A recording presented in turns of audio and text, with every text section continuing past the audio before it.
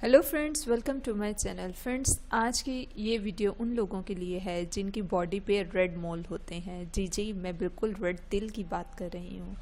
आपने इस वीडियो को स्टार्ट करने से पहले मैं नए आने वाले यूज़र से रिक्वेस्ट करूँगी कि वो हमारे चैनल को जल्दी से सब्सक्राइब करके बेल आइकन के बटन को प्रेस कर दें।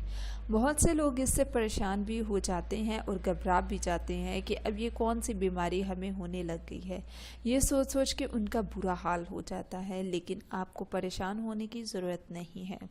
बेसिकली ये एंजियोमा है जो कि आपके छोटे छोटे ट्यूमर पे बेस कर रहा होता है, आपके ब्लड वेसल पे भी और आपकी स्किन पे शो हो रहा होता है। ये हार्मलेस होता है, इसका कोई साइड इफ़ेक्ट नहीं होता, बट लोगों को ये निशान 30 एज के बाद होना स्टार्ट होते हैं या कुछ को पहले भी होना स्टार्ट हो जाते हैं। इसकी कोई एज लिमिट नहीं होती। ये बहुत ही छोटे छोटे स्पॉट्स होते हैं। ये हार्मोन्स की चेंजिंग्स की वजह से होते हैं जो बाद में आपकी स्किन पे शो होना स्टार्ट हो जाते हैं।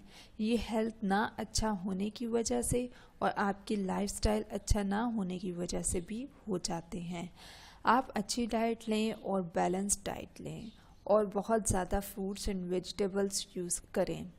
फैट वाली चीज़ें तो बिल्कुल भी मत खाएं, और अगर आपने फैट वाली चीज़ें खानी ही हैं तो आप हेल्दी फैट खाएं, like olive oil. Olive oil आपकी स्किन को भी हेल्दी बनाता है और वैसे भी आपकी स्किन इससे यंग यंग लगती है।